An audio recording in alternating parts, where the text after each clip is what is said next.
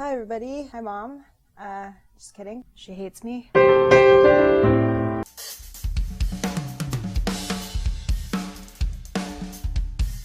So this video, purpose of it is because of the comment section and the discourse that has been taking place in the comment section of my last video. I said some things there that I feel need a lot more clarification. Yeah, so I wanted to go over why I said the things that I did, and at the same time maybe also do more of a better review. Well, it's not going to be that good of a review, to be honest. But just sort of get into why I said the things that I did about season 2 Skam Italia, and then be a bit more detailed about that so that you can understand where I'm coming from. So I have gone through your opinions, and I thank you all for taking the time to write down your thoughts and educate non-Italian speakers such as myself. I have, in the course of doing these Skam videos, looked to the comment section for guidance on how to better understand certain things in the show that don't exactly translate all that well. And this is because I understand that a large part of Skam is the culture of the setting that it's in. And this is something that I've mentioned time and time again, even in the review that I did for season 2 of Skam Italia. Skam OG, Skam Norway, I guess. I just consistently call it Skam OG.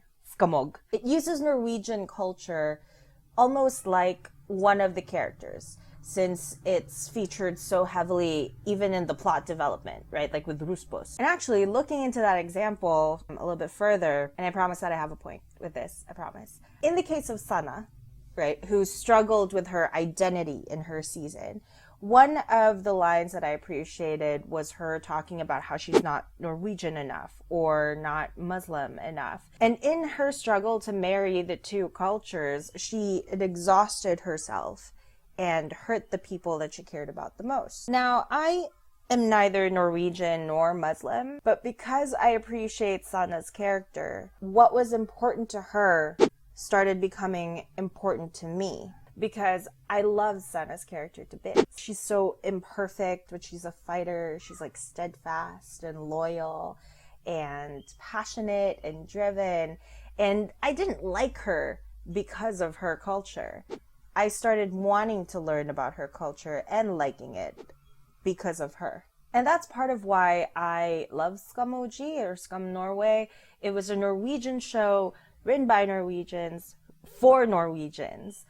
And by some strike of luck, an international audience just sort of flocked to it, because no matter how strictly Norwegian the show was, with like the Ruspos and the jokes and the references and whatnot, the subject matter of each show is something that we all can relate to some extent, no matter what part of the world that you live in. We know guilt like Eva. We know shame like Nora. We want growth and love like Isak. And we all want a sense of belongingness like Sana. While I can understand the truth to statements like, well, if you're not part of a culture, you'll never be able to fully grasp what is trying to be conveyed, or if you're not Italian, you won't have the same viewing experience. And I fully agree with both of those sentiments. I do. I can't chalk up every moment that I find less organic or natural or lacking in Skam Italia, at least in comparison to OG, purely on mistranslation or miscommunication. I can sympathize, because I think that that's true for a lot of other languages. I think there are other languages that exist out there around the world that cannot translate 100% accurately into any other language. But on a more specific level, with Filipino as my first language, I think that of Filipino language and culture as well. A lot of Filipino is expressions that wouldn't make sense when translated directly or literally into English. And on top of that, there are Filipino words that can be correctly translated into English, but it loses a lot of its weight.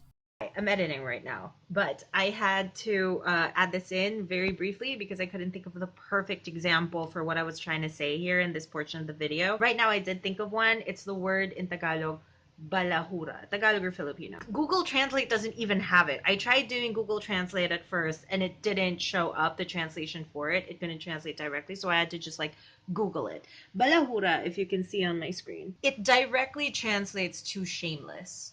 However, calling someone shameless, saying you are shameless, is so much softer than saying balahura ka. Another one, and this is a really good example too, the word bobo, directly translated into English means stupid. Dumb, idiot, I guess would be other synonyms, but there is no way that you can say it in English that can match the gravity of it. This is a pretty colloquial figure of speech as well, that when directly translated into English makes no sense, is hampas lupa.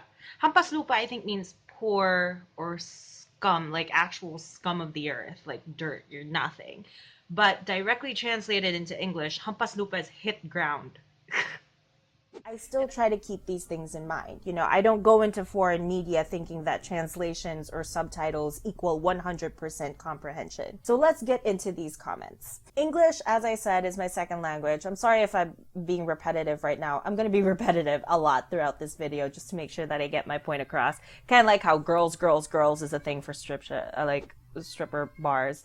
Not that I'm saying that I'm a stripper and that you know what? We're not going to explore that. I'm not going to pull that thread. Let's move on. So English is my second language. My first is Filipino.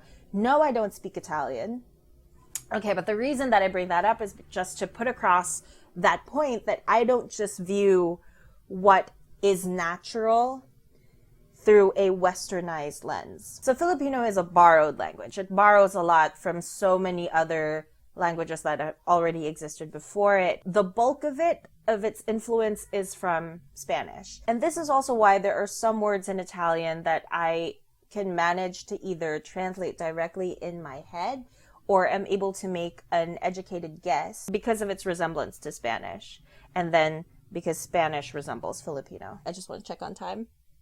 Okay, 11 minutes. I think we're still good. I'm babbling for a good amount of time. I have some water if my throat dries or if I get all thirsty in the middle of talking about Skam Italia. Lord knows that's happened before. So again, I'm not saying that Skam Italia is a crash course on Italian 101 and after having finished the season and with my bilingual background, I am now an expert.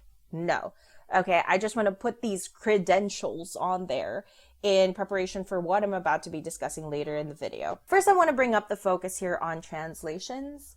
I'm sorry that I wasn't clear in my last video, but I can understand why this was the initial thought of a lot of people. And as, you know, as someone that is part of a culture and you want to be protective of it, I mean, I certainly would jump to that conclusion as well. So I understand where you guys are coming from, but I want to make it clear right now, I do not think Skam Italia sounds more scripted or unnatural because of the English translations. Just gonna let that sink in. Translations will never be 100% accurate. I get that. You get that. I've said it a million times now in this video. A million. What is language? I remember a friend of mine saying once that communication is imperfect by design. You could even be speaking the same language and still won't be able to correctly convey what it is that's on your mind. Or you do, but it comes off differently once it's being received by whomever you're speaking with. So I'm not just saying that because I want to express my support towards the team that translates Skam Italia for free. And I'm not just saying it. Oh my God, are there kids screaming? Maybe they're trying to find their parents. You know what? Same. Happy holidays. I am not just saying it because I don't want to discourage them in doing us non-Italian speakers this great service. No, like seriously though, like I think they're awesome. I follow them on Twitter and they even take the time to kindly respond to questions that non-Italian speakers have, even questions that Italian speakers have to support so many questions apparently about how the hell am I going to translate this? Like, how are you going to translate it? But anyway, it's awesome work what they do. And I like the fact that we all agree on that front, that translating is a difficult task. I mean, I can fully sympathize with that. I used to do translations of Filipino to English, like freelance before, and I didn't do it often enough, but I can grasp the challenge of did I just say chalice? I would like to grasp a chalice. Guys, send me a chalice. I can grasp the challenge of translating something that you can't do literally, but by translating the actual meaning of it, the sentiment is downgraded. But again, it's not the translations that make certain lines sound stiff to me. Yes, but you're not Italian. You don't speak Italian. Oh my god. Maybe that's why it doesn't sound as natural to you, bitch ass. First of all, offensive. Bitch ass. Second of all, yeah, maybe. I mean, I'm never gonna deny that. I'm never gonna deny that that could be part of it. But what I'm trying to say is that it's only part of it. Because why is this not the same opinion that I hold for the boy squad? I do think the boy squad has better performances in comparison to the girl squad. I think they're a lot more natural together, a lot more laid back. And I think a lot of their chemistry translates better on screen, more so than the girl squad. Or even the school psychologist, to be honest. I love that guy.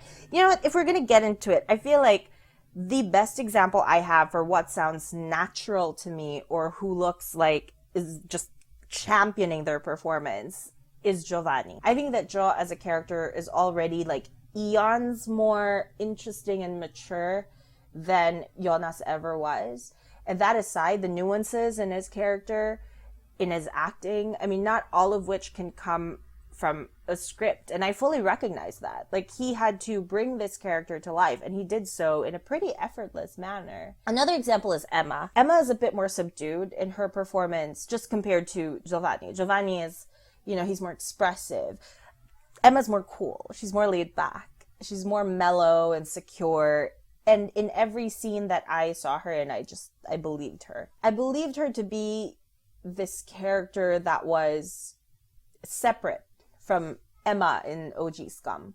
Because Italian Emma was more real to me and less caricature. OG Emma was like a child that looked like she lived in a bubble of pop music and romance movies.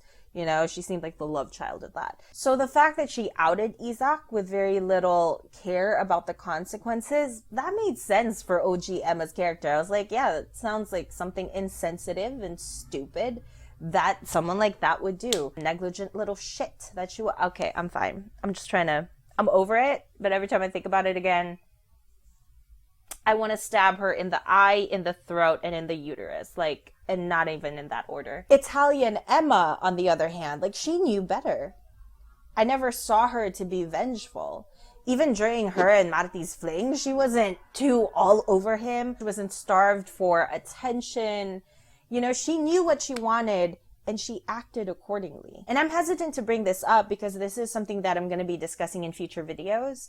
But just as a brief comparison, in Skam Italia season 1, and I'm not going to spoil it for you, don't worry. The characters in that version, all of them were immensely different from the original. And because of this, some of the plot development had to go in a different direction as a result of OG characters' decisions no longer aligning with España's, you know, given their new attributes and characteristics.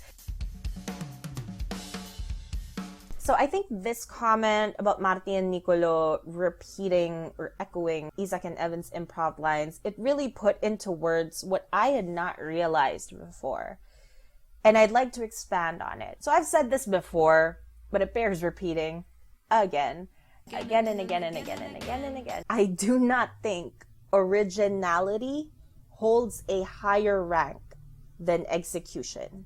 Okay? You can have a groundbreaking, brilliant plot, but as soon as your execution and storytelling falls flat, whether that be by way of writing, casting the wrong actors, or what have you, your plot is shot to goddamn hell. It just is done. Skam OG was not original in its plot, but the writing, the environment, the editing, the pacing, the actors, the chemistry, so many other things came together to make this show its own thing. Upon the first episode of the 3rd season, which was my first time watching Skam, I was already wondering how much of these scenes were improv. The bloopers just confirmed my suspicions. So a lot of the chemistry between Isak and Evan, because it was born out of improvisation, it worked so incredibly well.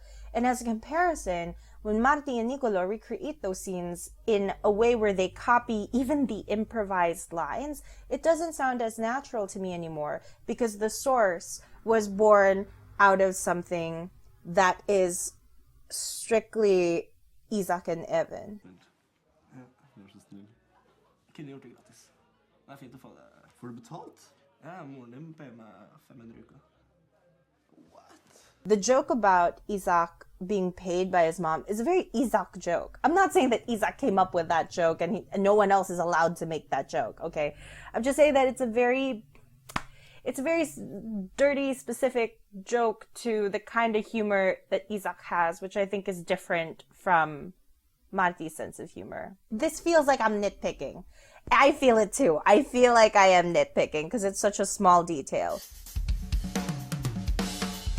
One of my favorite moments between Niccolo and Marti would have to be when they were in Niccolo's room. These two actors are adorable together. They are. But they kind of lose that individuality when they're trying to fit the mold of Isak and Evan. Since, as you can all agree, Marti and Niccolo are different. They're different from Isak and Evan. Therefore, as a viewer, I expect something different from them. I would go as far as saying that I prefer it. A lot of what carries Skam is extensive research and preparation that went into pre-production. And then later, that will color the overall feel of the show. Julie Andam consulted her team, the cast, other teenagers continuously in the hopes of capturing something real, something that resonates throughout the sheen of cinema. And she did that spectacularly. Skam Italia, while it exercised that same method, or attempted to, I would argue that in many pivotal scenes, especially between Marti and Niccolo, it didn't quite settle in the same caliber. To liken a lot of the scenes, especially ones that I, as well as maybe some of you, would consider iconic Skam OG scenes, is understandable. You want to stick to or pay homage to what made season 3 of Skam OG. Nico!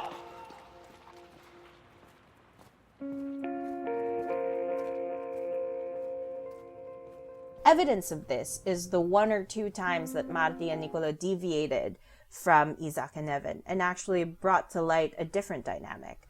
Sadly, the fact that they've simply adopted and translated Skam OG's choice Evak moments, most of which were improv, also made me go a little sometimes.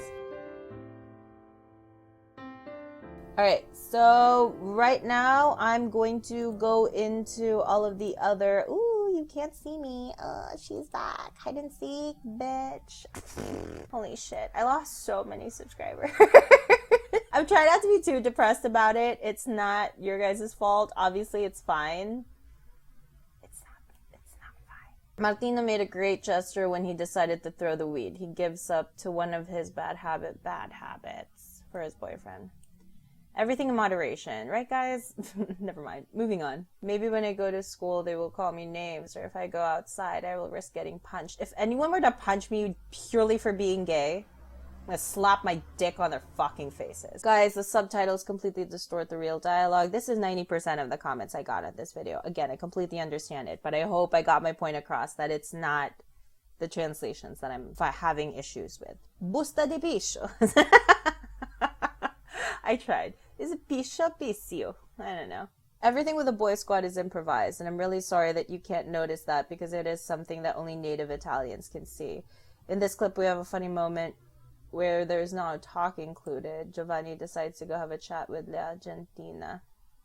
Sophie. Her name is Sophie. Elia and Luca literally slapped his neck, and it's easy to see from their face, surprise for Gio and the laugh for Elia, that nothing was scripted in that moment. No, yeah, I noticed that. I would think you have to be hands up if you're not Italian. You notice that probably could have been scripted. A little fun fact in case you're interested, the actors who played Luca and Elia said that basically any conversation among the boy squad that wasn't strictly connected to the plot was improvised. No, yeah, I mean, I think when I said that, a lot of it felt more scripted. I was strictly pertaining to a lot of Marti and Niccolo's scenes. I had a random thought when you said something in the kitchen scene. Have you ever watched Sense8? What did I say in the kitchen scene? You know what? I have heard of Sense8. Should I see it? I heard it got canceled too. Is it on Netflix? If it's on Netflix, I'll check it out. And now Netflix just released a solo movie from Black Mirror. What's it called? I have it ready here, but I've yet to start watching. Bandersnatch, that's what it's called. Oh my god, this dude's in it! Holy shit! I know you! Yeah, that's it. Ending on a fart joke compared with life is black screen now. Or love. Sorry, Skam Italia missed the boat for me. I actually didn't mind that part. Or I guess I didn't pay attention to it as much. If I don't see them together next season, I'm going to Italy and have some serious words with my lawyers. Could you maybe take me, please? And we can go to that Wes Anderson cafe. React to Skam Netherlands. I think they have the best girl squad. Yeah. That's all I have to say about that. I'm also here for the top 3 best and top 3 worst. Awesome. Okay, I'm here for it too. I'm so excited to get that video ready. Will you be reacting to Scum France Season 3, which is the equivalent to Isak Season? Yes. It's not a giant-ass muffin. It's a panettone. Is it panettone? Panettone. It's probably panettone, isn't it? And I did look, guys, I looked it up. I did. There it is. Look, go to this timestamp. I looked it up. Personally, I don't enjoy remakes as much, and if they do work for me, is only because they have a totally different, unique, yet effective flavor to it. I completely agree with this. Yeah, 100%. I think that's why some of the other remakes did catch my fancy. Is that the right term, a phrase, or what did I just say? Catch my fancy? Caught my eye was what I was trying to say. Am I just making up shit right now? This sounds like me. To wrap up, I'm not saying that Skam Italia is a bad remake. I never want you to come away from this video or this review series thinking that that's what I mean. No, it is not. Okay, I'm not prepared to make any conclusions yet because, first of all, I've only seen 2 seasons. So I can't just call it a bad remake altogether. There are 4 seasons to Skamoji. Okay, that's not enough to judge an entire show. And I don't go into these remakes hoping for something that can top Skamoji, because I do think that's impossible. I'm open to be proven wrong, obviously. I'd be happy to be proven wrong. If one of these remakes actually manages to be better, holy fucking shit. That'll be amazing. If you guys have watched up until this point, thank you so much for watching. My name is Noah. Hit that subscribe button if you haven't yet, because I lost a fuck ton. Sorry. Yeah, I'm gonna try to, do something now that isn't this. I don't know.